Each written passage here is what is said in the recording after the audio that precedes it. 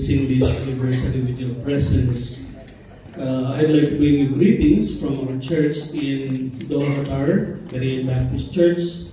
We will also be celebrating our 14th year anniversary this coming Friday. Actually, it's 5 weeks celebration of God's goodness and grace. Our theme is grateful for God's goodness and grace from Psalm 40 and verse number 5. And it's a blessing to be here. Thank you, Pastor, for having me here, and also thank you, church, for the wonderful singing. I enjoy the music. Did you enjoy the music? Yeah. Especially the kids. Buti pa yung mga kids marunong magpatawa, na? They have a unique way of breaking the monotony of the program. And meron pong sinulat na song yung pastor ng Berean Baptist Church sa Doha, Qatar. It has something to do about grace, and I'm not a good singer, but I'd like to share this song with you. Because song that is from my heart, and I hope that it will be blessing. It's about your theme. So I wrote a song about your theme on exceeding grace.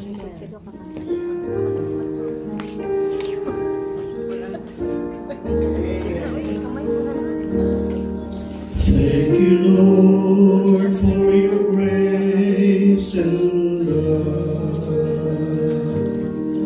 Grace to save me from my sin. Love so beautiful,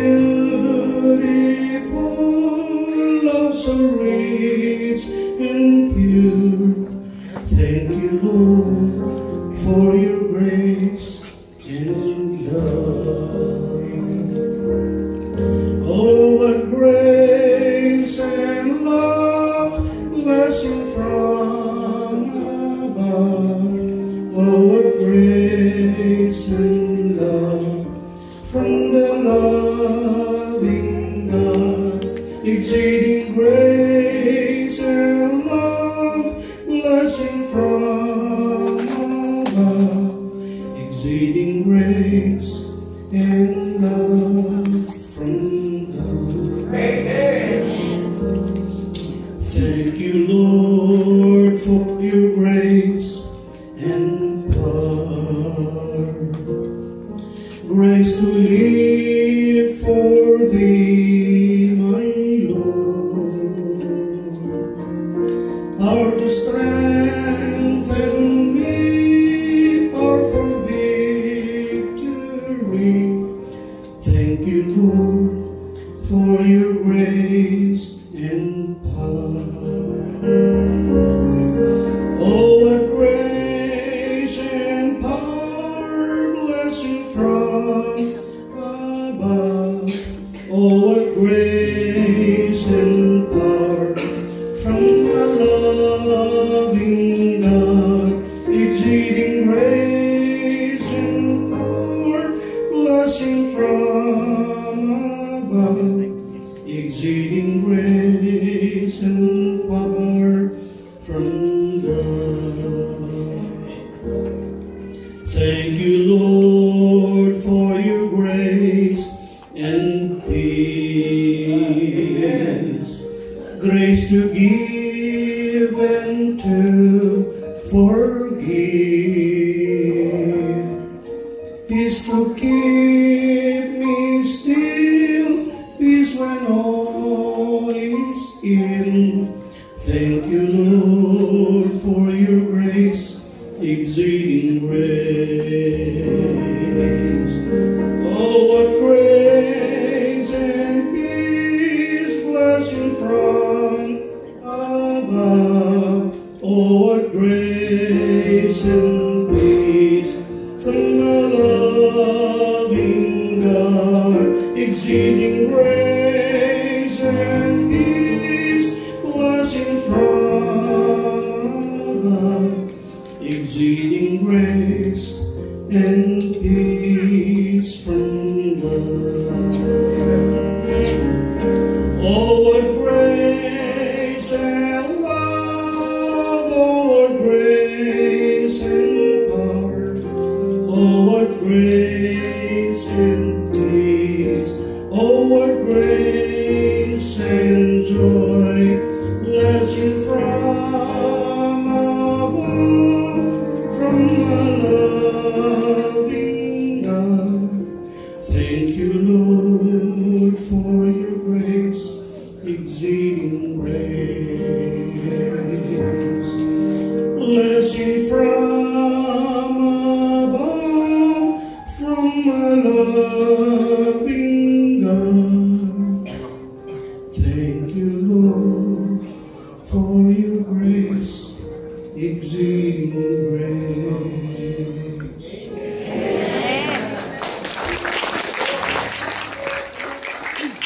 Please turn your Bibles to the book of Ephesians chapter 2. Shall you all stand? Tayo pong ngayon natin tumayo as we read the Word of God. Ephesians chapter 2, verses 8 to 9. Again, it's a joy to be here. Maraming salamat po, church, for having me here. Matagal ko nang pumunta dito sa church niya. I've been longing to visit Lighthouse Baptist Church for a long time. Inaantay ko yung invitation ni Pastor Anthony. Nung parang hindi ko naman tayo yung testimony, I invited him to invite me. Nahihiya naman siguro hindi ako pinagbigyan yun. Naimbita tayo. But he's a good friend. He's like a brother to me. An older brother.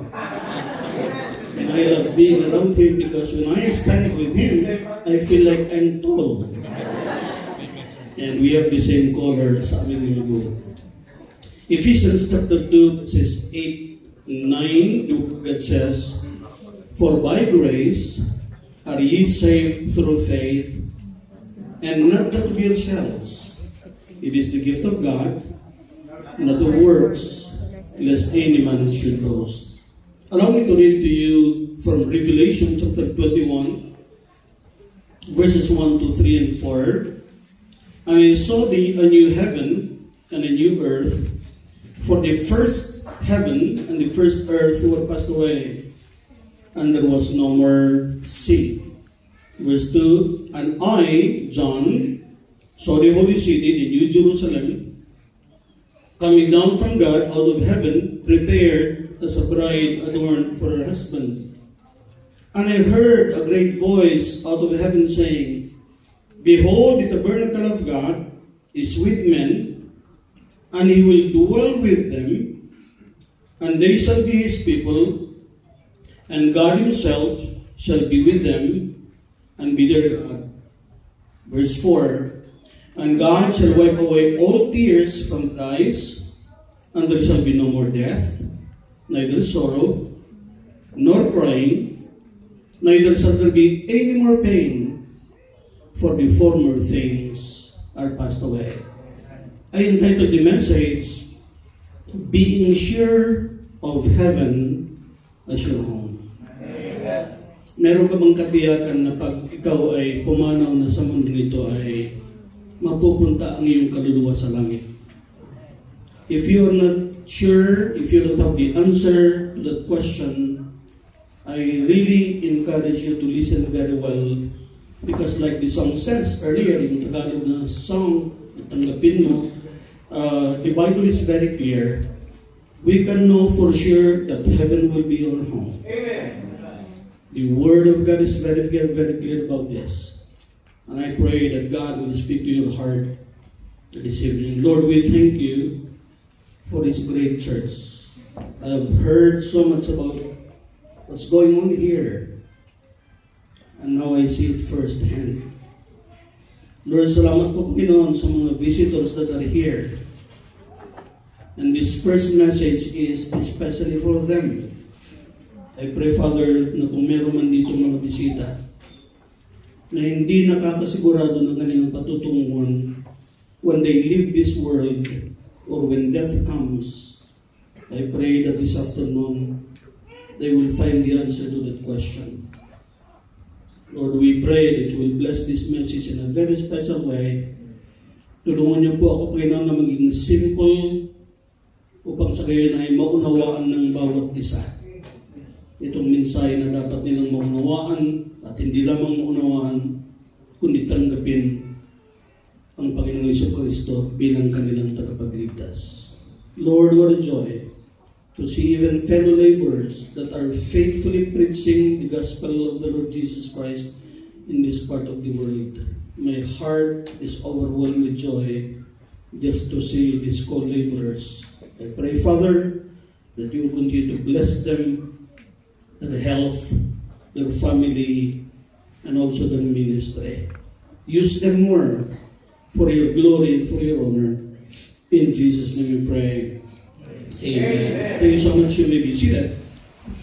Now, the Bible is very clear, or the Bible declares that there are only two places na pupuntahan ng isang tao pag tayo ay pumanaw na sa mundo nito. In Ilonggo we say, may dua lang kalugar ang kantuan sa limpala. It's either makatuwa sa langit or dito ka sa impyerno. Only two places. Kung kayo po ay naniniwala sa purgatory, hindi po ako mag-apologize, pero wala pong nakasulat na purgatory sa salita ng Panginoon. Let's make that clear. There are only two places. It's either you go to heaven or you go to hell. In the book of Luke, we find a story. Meron pong kwento sa Luke chapter 16 about the rich man and Lazarus. Hindi ko po ikukwento yun, maubusan ko ng oras dito. Pero the Bible tells us that the rich man had everything in life. Yun namang isa, si Lazarus was very, very poor. Extremely poor. They are the exact opposite. And the Bible tells us that Lazarus died and he was taken to Abraham's bosom. In simple terms, he was taken to where Abraham is. And the Bible tells us that many shall come from the east and from the west and sit down with Abraham and Isaac and Jacob in the kingdom of heaven. So we know that Abraham is in heaven and Lazarus went to heaven. Well, the following verse says, and the rich man died, and in hell he lifted up his eyes, being in torments. Hindi po biro ang impyerno. Hindi po kwento-kwento lang yan. It's not an imagination. Hell is an actual place. Hell is an awful place. But there's one good thing about hell. Hell is an avoidable place. Pwede mo maiwasan ng impyerno. It is actual, it is awful, but you can avoid hell. And the only way to avoid hell is through the Lord Jesus Christ. Amen. Now, when you leave this world, again, the question is, where would you be? To secure a home in heaven, there are 5 things that I want you to remember. Okay? I want to summarize this message. Baunin nyo lang po yung 5 words. Yun lang po yung tatandaan nyo. Just 5 words that begins with letter S. Siguro naman po, ma-remember nyo yung 5 words lang. Hindi na natin pahabain to. The first word is the word sinner. Why did I say that? The Bible is very clear. Romans 3:10, the Word of God says, there is none righteous, no, not one. Hindi po ako ang may sabi niyan, ang salita ng Panginoon. There is none righteous. Wala pong matuwid sa harapan ng Panginoon. In this room, I do not know how many people we have. As far as God is concerned, there is not one single person that is righteous in the sight of God. And Romans 3:23, it is even made clearer, sabi ng salita ng Panginoon, for all have sinned and come short of the glory of God. Yan po ang sinasabi ng salita ng Panginoon. And to be honest, the Bible is simply telling us what we already know about ourselves. Kasi alam mo naman talaga makasalanan ka. In the 45 years that I have been in the ministry by the grace of God, isa lang ang natatandaan ko ng tao na hindi siya umamin na siya ay makasalanan. Ako po ay dating teacher ng mga deaf. One of the ministry that I started in Iloilo is the deaf ministry.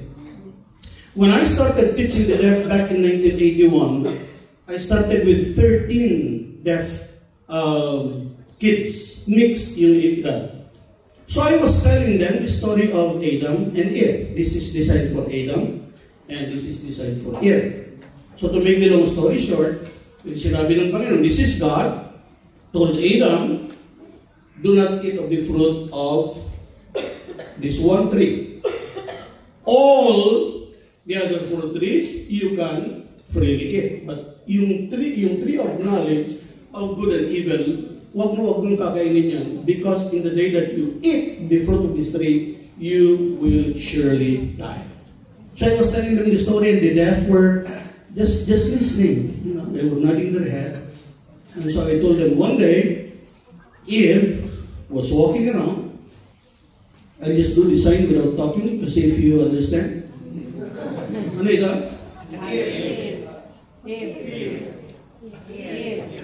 Eve heard a voice. And when she looked at the tree, it was the serpent talking. And so they were very curious. And so I told them, Eve was tempted, and Eve took the fruit of the tree and ate of the fruit of the tree. She took the fruit, gave to Adam, and Adam ate of the fruit of the tree, and Adam and Eve became sinners. And then I started to point out that everybody is a sinner. Yung mga teachers tinuturo na, you are a sinner. And then yung mga deaf, you are a sinner. You are a sinner. And they were all in agreement. And then I pointed to one deaf girl. She's probably 10, 11, and 12. Her name is Rowena. And I said, you are a sinner. And you can tell by her gesture, hindi siya nag-agree na siya ay makasalanan. I said, yes, you're a sinner. All or everybody is a sinner. She said, I said, yes, you're a sinner. And then she said, that's no. Meaning, I am not a sinner. And I said, why? And then she said, I did not eat of the fruit of the tree. And so, you know, but she was very, talagang napaka-serious niya. And so I explained again the Word of God, and finally she said, and she accepted the Lord Jesus Christ as her Savior. Kaya kung tatanungin kayo isa-isa, aamin ka ba na makasalanan ka? Aamin ka ba na ikaw ay sinungaling, nakapagsinungaling? Sino sa inyo nakapagsinungaling na? Taas ng kamay. Yung mga hindi nagtataas ng kamay, nagsinungaling na naman ulit kayo. Because the Bible is very clear, all men are liars. So the first thing that you must realize, in order for you to enter the kingdom of God, in order for you to have heaven as your home, the first thing that you must realize is that you are a sinner. I can hear you. You are a sinner. Number 2, mabilis lang tayo. Blessed is the preacher that preaches short because he will be invited again. Second is the word separation. Separation. First, we are sinners. Secondly, the Bible says that we are separated from God. In Romans chapter 6, verse number 23, the Bible says, for the wages of sin is death. Alam niyo anong basic meaning ng word na death? It means separation. There is physical death. Pag namatay ka, hihiwalay yung immaterial element mo sa material element mo, which is your body. So kahit na i-open yung katawan mo, even if you will be embalmed, your body will not react. Why? It is already separated from your soul and spirit. Meron ding spiritual death. We are separated from God because of sin. Nahiwalay ka sa Panginoon dahil sa kasalanan. And if you die without being reconciled with God, pupunta ka dun sa number 3, eternal separation. You will be in hell because you are a sinner, and God will be in heaven, and you will be separated from God for all of eternity. You know what is the saddest description of hell? Yes, the Bible says that in hell, the fire is not quenched. Hindi po namamatay ang apoy doon. But the saddest thing about hell is Matthew chapter 25 verse number 46, the Bible calls it everlasting punishment. Kapag ikaw po ay nasa impyerno, hindi ka magbabakasyon doon. It's not only 1 week or 1 month or 1 year or 10 years or 50 years or 100 years. If you go to hell, you burn in hell for all of eternity. Amen. I-picture niyo po sa isipan niyo yan. Yung nasa impyerno ka. Yung sinabi natin kanina, yung rich man, the Lord Jesus Christ told that story. And as far as we know, that's already 2,000 years ago. And until now, that rich man is still burning in hell. Why? Because hell is forever. Meron po akong narinig na story ng missionary namin sa Iloilo. Missionary Rick Martin, binasa niya po yung story galing sa isang newspaper. So, totoong story po yun. May isa pong young man, I think he was either 18 or 21 years old, he is Chinese, and he is fond of drinking. His name is Chen, C-H-E-N. He is fond of drinking, and one time he went out with his friends and they drinking spree. And then when he went home, he collapsed. Nung siya po ay nag-collapse, ang akala po ng mga relatives, patay na si Chen. Because pinakiramdaman yung pulso dito, wala siyang pulso. Pinakiramdaman yung pulso niya dito, wala siyang pulso dito. And so they came to the conclusion that he was dead. You know what they did? They made a box, put his body, placed his body in that box, and they buried him. The authorities found out that somebody who died was buried, and it was not allowed because the practice was cremation. Inunta nilang family, they said, you are not allowed to bury your dead. And so they said, what should we do? Well, we need to dig the body and ang tawag doon, mahina ang signal dito, hindi makaano yung i-cremate. Okay. And so they did. They dug the body. When they opened the box, the body that was placed in that box, nakaigasan na nun, but when they dug the body and they opened the box, they found Chen in a sitting position. Kung sa Ilocano pa, adula o neti sa luksok na dyan, di manan. Yung damit niya, punit-punit na. Yung box, nakita nila may mga scratches na. They figured out Chen was buried alive. May oxygen pa naman dun sa loob. Can you imagine if you are Chen? You are inside that box and you open your eyes and you cannot see anything. It's dark. And then he tried to feel his surroundings and he was in a box. And he realized he was buried alive. Until maubos yung oxygen inside that box, eventually he died.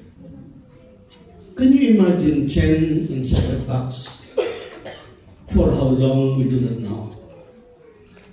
He's probably begging for help. Help! Get me out of here! But there was no help. Until he eventually died. And the saddest thing about his story was that when he died, he went to a place called hell. And until now, he is crying for help. He is begging for help. Get me out of here. Please, somebody get me out of here. But there is no going on.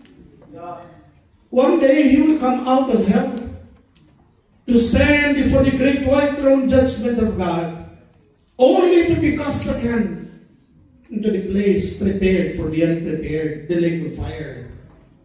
Are you prepared? You have to understand you are a sinner. And you are separated from God because of your sins. The third word is the word sacrifice. Romans 5:8, but God commended His love toward us, in that while we were yet sinners, Christ died for us. God knows that you are a sinner. Alam ng Panginoon yung lahat ng ginawa mong kasalanan. You can hide your sin from people. You can hide your sin from your wife. You can hide your sin from your husband. You can hide your sin from your parents. But you can never hide your sins from God. Amen. Alam na alam ng Panginoon ang lahat ng mga kasalanan mo. At alam na alam ng Panginoon na impyerno ang pupuntahan mo. Pero alam niyo, mahal ka ng Panginoon. Gumawa siya ng paraan. Siya lang ang may kakayanan na gumawa ng paraan. Wala kang kakayanan na gumawa ng paraan. You cannot save yourself. You cannot save your soul. Anong ginawa ng Panginoon? He sent His only begotten Son, the Lord Jesus Christ. Wala siyang ginawang kasalanan, kahit isang kasalanan. He never sinned one time. Yet the Lord Jesus Christ came. He died on the cross of Calvary. Hindi po madali yung experience ng ating Panginoon. Alam niyo yan. Yung kwento na yan. They scourged Him. They mocked Him. They crucified Him. And on the cross, He hung for 6 long hours in pain until He died. He was buried and rose again on the 3rd day according to the Scriptures. Ikaw dapat yun eh. Ikaw dapat yung nagdurusa dun. But God sent His Son to be your substitute. When He died on that cross, all of your sins pinasan ng ating Panginoon. He paid the sacrifice na dapat ikaw ang magbayad. Do you still remember the first word? Please. The second? The third one? And because of what the Lord Jesus Christ did, the fourth word is salvation. Now you can be saved.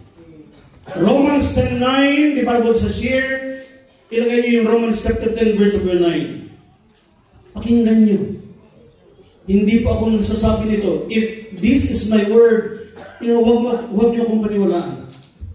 But this is the very word of God. He said, if thou shalt confess with thy mouth the Lord Jesus, and shalt believe in thine heart that God hath raised Him from the dead, thou shalt be saved. Ito po yung problema. Because all of you, you believe in Jesus. Pero alam niyo ang problema niyo? Yung belief niyo sa Panginoon Jesucristo dito lang sa ulo. You believe in Jesus. If I ask you, do you believe in Jesus? Do you believe He died? Do you believe He was buried? Do you believe He rose again? All of you will be saying yes. Pero alam niyo, hinahanap ng Panginoon?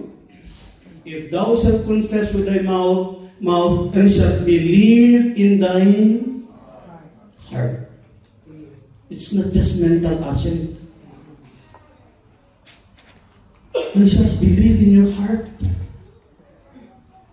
that God hath raised Him from the dead. Look at this. Thou shalt be. Hindi po niya sinabi na maybe you will be saved. Barang maisalatan kayo. Basik, maluwas ka. Pagtuo ka kang Jesus, tingalig, maluwas ka. Dili. Ano sabi? Thou shalt be saved. Ano pong ibig sabihin nun? You put your trust, your absolute trust in the Lord Jesus Christ and in Jesus Christ alone. Ano ito po yung dapat nyo gawin? Before siguro kayo pumunta dito, kung tatanungin ka, paano ka maliligtas? Magpakabait ka, huwag kang gumawa ng kalokohan sa ibang tao, magsimba ka, magpabaptize ka, magbigay ka, ang dami mong lista. Ngayon at narinig mong tungkol sa Panginoon, dinagdag mo ang Panginoon dun sa listahan mo. Hindi po pwede yun. Ang ibig sabihin, when you receive the Lord as your personal Savior, you let go of everything. It's not your church. It's not your good works. It's not your commandment. It's not Mama Mary. It's only the Lord Jesus Christ. If you believe in the Lord Jesus Christ plus Mama Mary, impyerno labas mo. Kasi very clear ang sinabi ng salita ng Panginoon. Romans 10:13. Look at this. For whosoever, that is all-inclusive. Yan ang maganda dyan, yung whosoever. That means kasali ka dyan. Pastor, hindi mo alam yung kasalanan ko. You have no idea of my sins. I don't care about your sins. The Word of God says, whosoever shall what? Shall call. He did not say whosoever is baptized. He did not say whoever obeys the commandment. He did not say whoever believes in Mama Mary. Whosoever shall call. That means whosoever shall trust in the Lord Jesus Christ. Whosoever believes in the Lord Jesus Christ. Upon the name of the Lord. Ano yung promise? Shall be. Hindi po sinabi na maybe you will be saved. Hindi po sinabi na hopefully you will be saved.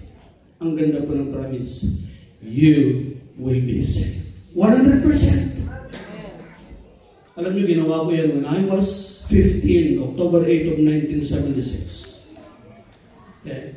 Huwag niyo na pong computin yung edad ko, sabihin ko ng public niya.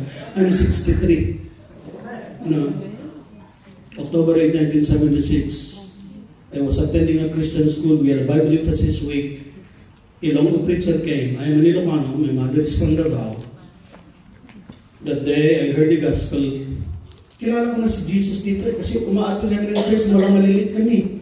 Protestante kami. President na ako ng yung youth group namin eh. I was even the president of our youth group. I had the Lord Jesus Christ here, but I did not have Him in my heart. When somebody told me what I'm telling you now, I accepted the Lord Jesus as Christ as my Savior. And anytime I die, when I go back to Qatar tomorrow and the plane goes down, I'll be in heaven. Amen. How do I know? The Word of God. Amen. What's the first word? Second? Third? Fourth? He's offering salvation. Hindi mo kailangan bayaran yan. Let me ask all the visitors to please stand. Tumayo nga lahat ng mga bisita. Maghahanap ko ng bibigyan ko ng regalo eh. Lahat ng mga bisita tumayo kayo. Kung kayo ay ipinanganak, except sa buwan ng November, maupo po sila. Kapag kayo ay ipinanganak ng November, remain standing. Kung January ka, February, March, April, May, June, July, August, September, October, at saka December, umupo kayo. Iisa lang? Napakaswerte niyo naman. Kasi kung marami kayo, ang tatanungin ko, yung pinakamarapit sa birth date ko. Ma'am, mali na hindi ba? Amen. Labit po sila. Ma'am, yung sobre mo na hindi na. Yung sobre, pwede magkainin isa. Hindi ko po alam na mapupunta sa inyo ito.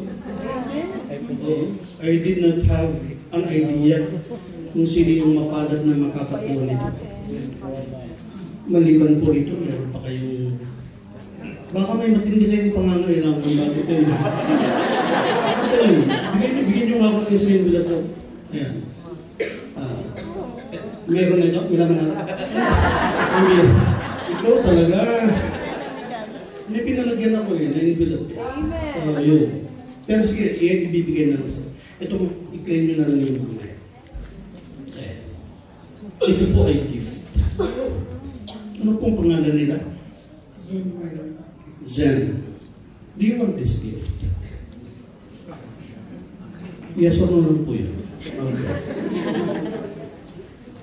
And I am offering this gift to you. Okay. Anong gagawin niyo para, what will you do for this to be yours?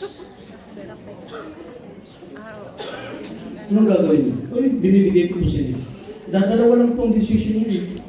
Kung tatanggihan niyo, hindi mapupunta sa inyo to. Tatanggapin niyo or tatanggihan?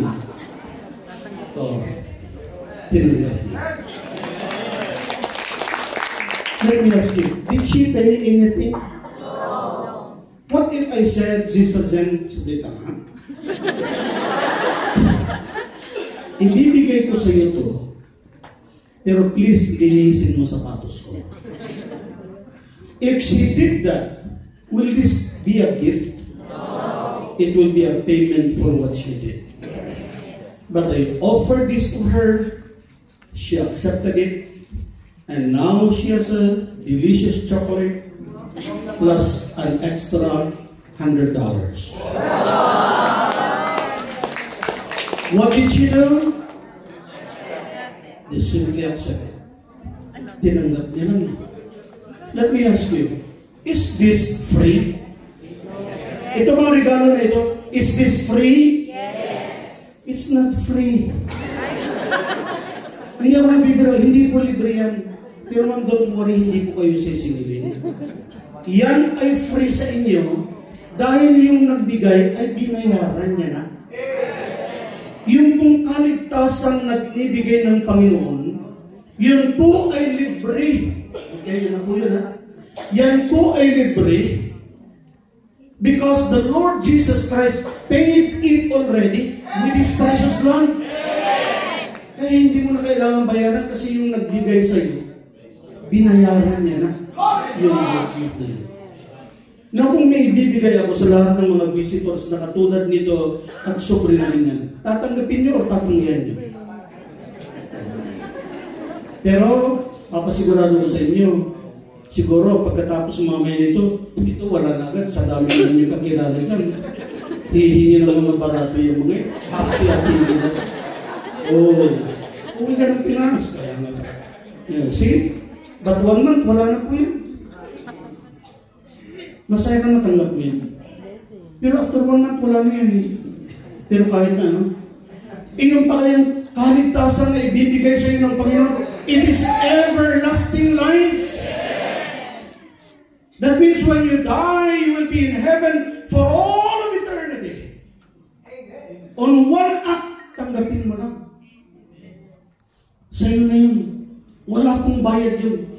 Hindi ibig sabihin na tanggapin mong Panginoon, naging baptist ka. No. It's not about religion. It's a relationship with the Lord Jesus Christ. Palakpakan natin si Mona. What is the first word? Second?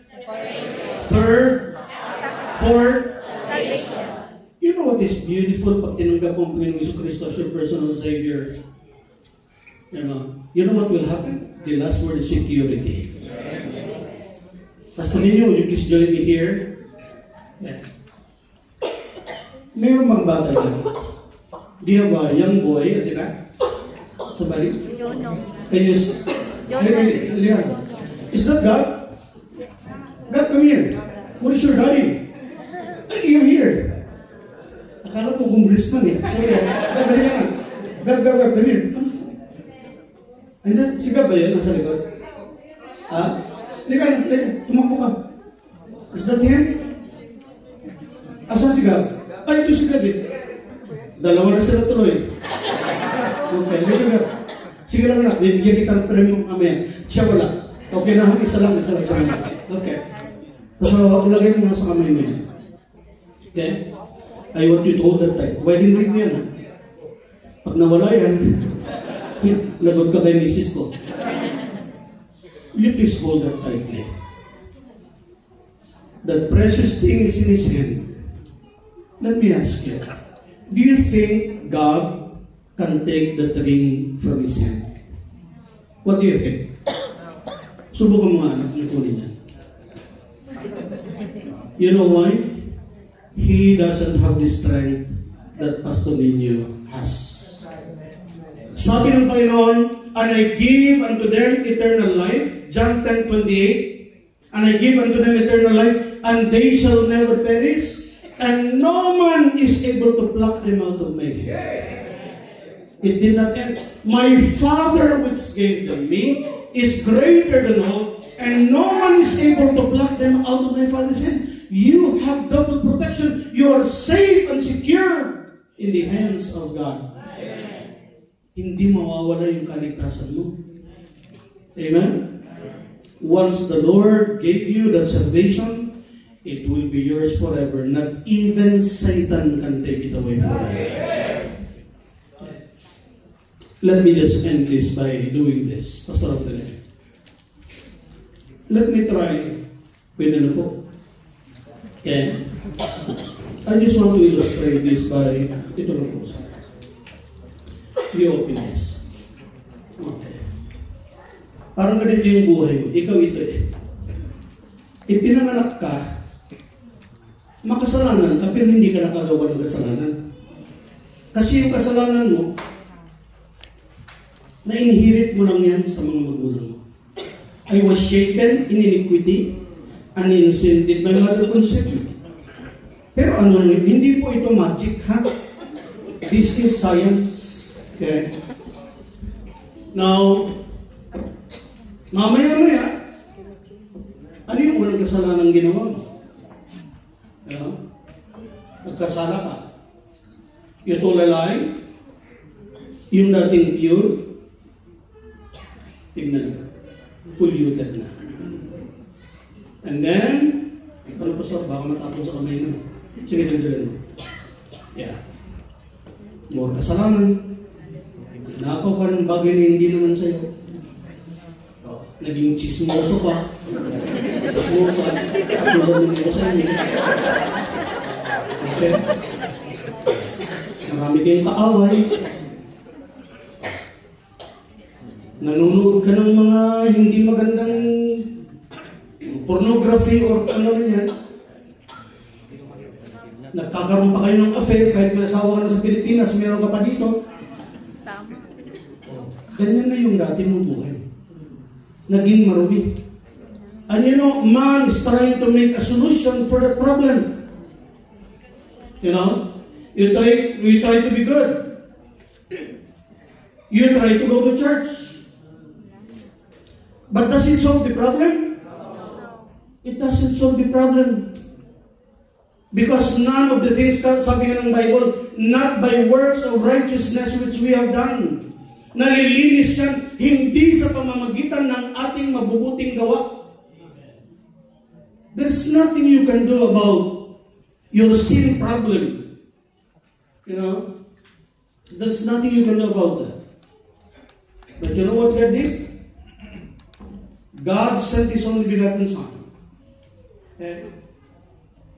At pag tinanggap mo ang Panginoong Jesucristo sa buhay mo, I want you to watch closely. When you receive the Lord Jesus Christ, hindi po sabi ko mo na. What happens? Ano sabi ng Bible? The blood of Jesus Christ cleanseth us from all sins. Yan ang nangyari sa buhay mo. Tanggapin mo lang ang Panginoong Jesucristo. Bibigyan ka ng buhay na walang hanggan. Bibigyan ka ng kaligtasan.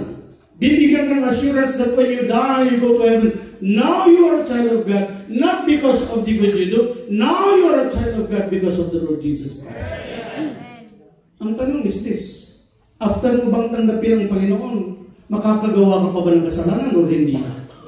Sa mga pastor dito, sino sa inyo hindi na nagkasala mula nung tanggapin yung Panginoon? Ilagay nyo nga sa screen, 1 John chapter 2, verse 1. Pakihawag ito sa with that hand. Pero nung isa. Okay, salamat po ha. I want you to look very closely at this verse. Ano sabi? My little children, anak na kayo ng Panginoon. Dahil tinanggap mo ang Panginoon. These things write I unto you, that ye sin not. Huwag na kayong magkasala. Dahil anak ka na ng Diyos, huwag ka nang magpatuloy sa kasalanan mo. Kasi pinagsisihan mo na yun eh. Tinanggap mo na ang Panginoong Jesucristo bilang tagapagligtas mo. Pero kung sakali man na ikaw ay magkasala, kasi pwede ka pang magkasala eh. Ano sabi? We have an advocate with the Father. Sino siya? The Lord Jesus Christ. Buhusan mo ako ngayon, Pastor Bill. pagkatapos mong tanggapin ang Panginoon na tagapagligtas mo, look, sige po gusto. Yeah. Nakikita niyo? Hindi na affected. Because the blood of Jesus Christ cleansed us from all sins, past, present, future. In God's sight, you are justified. In God's sight, you are sanctified. The only thing that you must do is repent and receive the Lord Jesus Christ as your Savior. Dalawa lang pong decision na gagawin mo. Tanggihan mo or tanggapin mo. Pag namatay ka and you wake up in hell, wala kang ibang sisisihin kundi sarili mo. Pag sisisihan mo ito for all of eternity, umattend ako sa anniversary ng Lighthouse Baptist Church, ipiniliwanag yan, naintindihan ko yan, nakita ko yung demonstration, pero hindi ko tinanggap ang Panginoon na aking tagapagligtas. And you will regret for all of eternity that you turn your back against the Lord Jesus Christ. I hope you will never make that mistake. I hope you will humble yourself before God. I hope you will say, Lord, I know I am a sinner. I realize I am a sinner. I cannot save myself. But the Lord Jesus Christ died on the cross. He was buried and rose again on the third day. And I want to receive Jesus as my Savior. When you make the decision, God's promise is very simple. It is very clear. For God so loved the world, ikaw yun, that He gave His only begotten Son, the Lord Jesus Christ. He died for you. He was buried and rose on the third day. That whosoever believeth in Him, accept Him in your heart, should not perish. That means you will never go to hell, but have everlasting life. That promise can be yours. Just do one thing. Repent and receive Him in your heart as your personal Lord and Savior. Would you please bow your head and close your eyes? No one looking. Tayo po lahat ay magsiyo po ng ating mga ulo. Huwag na po natin patagalin ito. Sa mga minamahal namin mga bisita, mahal po namin kayo. Hindi po namin hangarin na kayo ay magpalit ng relihiyon. Depende na kung anong gagawin ng Holy Spirit sa inyo. Ang amin lang po, magkaroon ka ng relasyon sa Diyos sa pamamagitan ng Panginoong Jesucristo. Tanggapin mo siya bilang tagapagligtas mo. Habang tayo pong lahat ay nakayuko ng ating mga ulo at nakapikit ng mga mata, wala pong nakatingin sa paligid. Sino po ang magsasabi sa hapon na ito, Pastor, gusto kong tanggapin si Jesus na aking tagapagligtas. Nakayuko po ang lahat, nakapikit ng mata. Sino po ang unang magtataas ng kamay? Hindi po namin kayo ipapahiya. Sino po ang magtataas ng kamay? Pastor, I want to receive Jesus as my Savior. Will you raise your hand? Let me see. 1, 2. Praise the Lord. Magtaas lang po ng kamay. Anyone else? 3, 4, 5, 6, 7, 8, 9. Meron pa po. 10, 11, 12, 13, 14, 15. Sino pa po? Huwag po kayong mahiya. 16. Huwag niyo pong ikahiya ang Panginoon. No, this is the best decision that you will ever make in your entire life. Pwede na pong ibaba. Itaas lang po ng sakit at ibaba. Sino pa po ang nais tumanggap sa Panginoon? Is there anyone else? Mahal po namin kayo. Pero hindi namin kayong mahalin katulad ng pagmamahal ng Diyos. Is there anyone? Sino pa po yung nais tumanggap sa Panginoon? Natatapos na po tayo. Meron pa po? Is there anyone who would like to receive the Lord as your Savior? Just bow your head. Hayaan niyo po yan. Ayaw ni Satanas itong nangyayari. Itigilan niya kayo. Meron pa po ba sa mga bisita? Pastor, nais kong tanggapin ang Panginoon na aking tagapagligtas. Is there anyone else? Raise your hand. Is there anyone else? Pagkitaas po ng kamay. Is there anyone else? Yung pong mga nagtaas ng kamay, can I make another request? Hayaan po lang. Yung po lang po kayo. Just bow your head and close your eyes. No one is looking. Yung pong mga nagtaas ng kamay, pwede po ba kayong tumayo para mag-pray po tayo? Everybody just bow your head. Wala pong nakatingin. Kung totoo po yung decision niyo, kayo po ay tumayo para po tayo ay mag-pray. Ito po yung tinatawag natin na sinner's prayer. Ito po yung prayer ng isang makasalanan na kinikilala mo na ikaw ay makasalanan, wala kang kakayanan na iligtas ang sarili mo, at kinikilala mo na ang Panginoong Jesucristo lang ang makakapagligtas sa iyo. Tayo po, yung mga nais tumanggap sa Panginoon. 1, 2, 3, 4, 5, 6. 1, 2, 3, 4, 5, 6, 7, 8, 9, 10, 11, 12, 13, 14, 15. I think yung iba pa dyan. Tayo po ay mag-pray. Yung mga nakatayo, sumunod po kayo sa prayer na ito. Pero sa isang condition po, habang kayo po ay sumusunod sa prayer na ito, ariin niyo po itong prayer na ito ay nanggagaling sa puso niyo. It should be a sincere prayer coming from your heart. Sumunod po sila sa prayer na ito. Sumunod po kayo. Panginoon, alam ko po na ako ay makasalanan at wala akong kakayanan na iligtas ang aking sarili mula sa impyerno. Subalit narinig ko na ang Panginoong Jesucristo ay namatay, inilibing at nabuhay na magmuli upang ako ay iligtas mula sa impyerno. At sa oras na ito, ako ay sumasampalataya sa Panginoong Jesucristo at sa Kanya lamang bilang aking tagapagligtas. Panginoon, pumasok ka sa aking puso. Patawarin mo ako sa lahat ng aking mga kasalanan. Ito ang aking dalangin sa pangalan ni Jesus. Amen. Manatili ang lahat na nakayuko, nakapikit. Yung pong nakatayo ngayon na nag-pray, gusto ko po kayong ipag-pray. Kung pwede pong natin silang tulungan na lumapit dito sa harap, yung mga members. Can we please bring them to the front? I'd like to pray for them. Yung mga tumanggap po sa Panginoon, halip po kayo dito sa harap. Ipag-pray po natin kayo. Magpapasalamat tayo sa Panginoon doon sa decision na ginawa nyo. Kapag kayo ay totoong tumanggap sa Panginoon, hindi po nakakahiya yan. Ang sinasabi po ng salita ng Panginoon that all the angels of heaven is rejoicing kung may isa lang na magsisi sa kanyang kasalanan at tumanggap sa Panginoon. Kayo po kaya't napakarami niya. Lapit po kayo dito sa akin. Tayo po ay mag-pray. Lumapit po sila kung maaari po. And we will ask our beloved Pastor Anthony, to please come and just pray for this. Pag-pray po natin sila. Kasi alam po natin na si Satanas hindi po siya masaya sa decision na kanilang ginawa.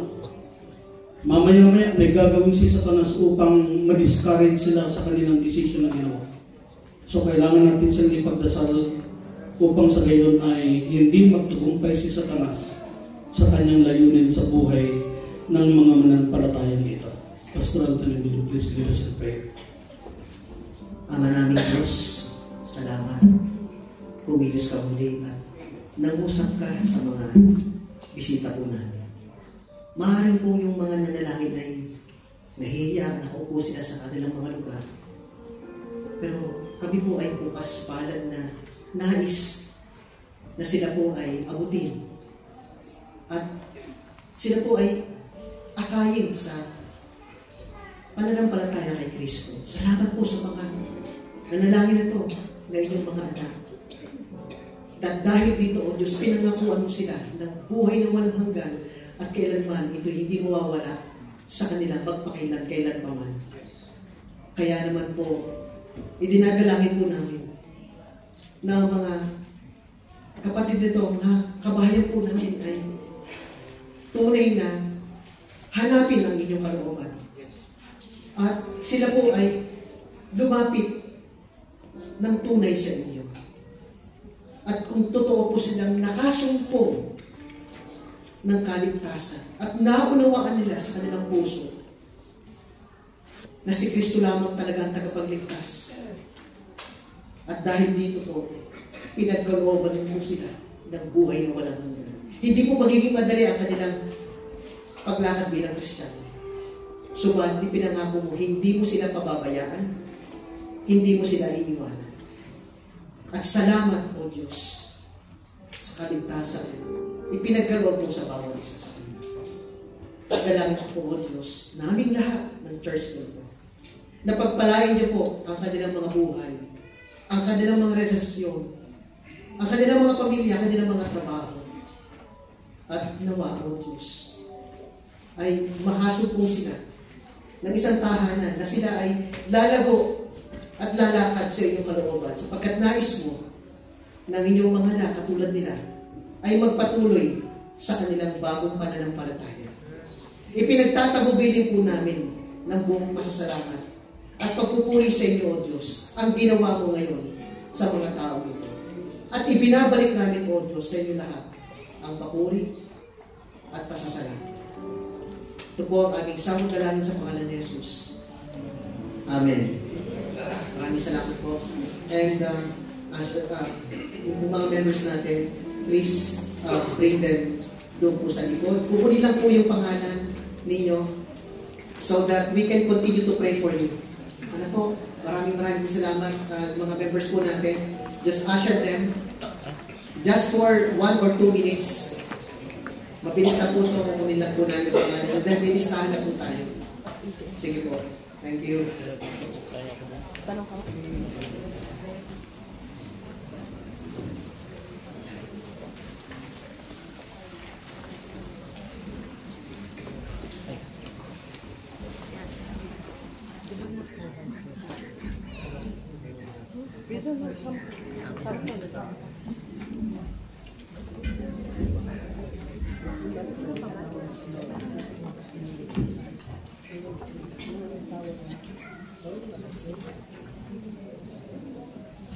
Let's just have a moment of silence. Just let us give them only for, just for 2 minutes. Members, just get their names. Yun lang po ang kailangan natin kunin sa kanila. Because we already have their names.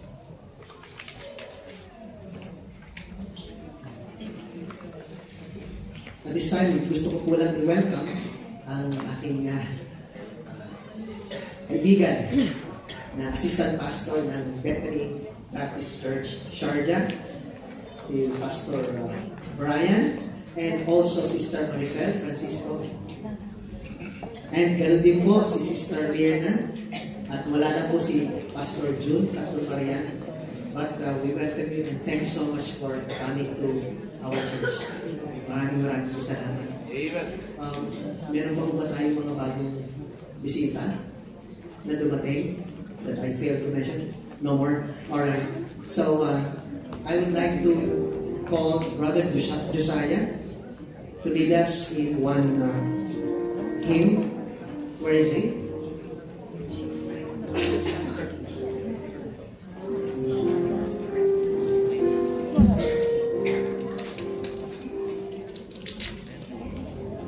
Alright. Sige, ako na lang po. I'd like all of us to please stand up as we're going to sing this hymn, Victory of Jesus. Pasalamat tayo sa Panginoon. And He worked in our midst. Several people came to know the Lord. And after po ng mamaya po, meron pa tayong second part. Please approach any one of us or approach me if you need any thing from us. So, let's sing the first verse of this hymn.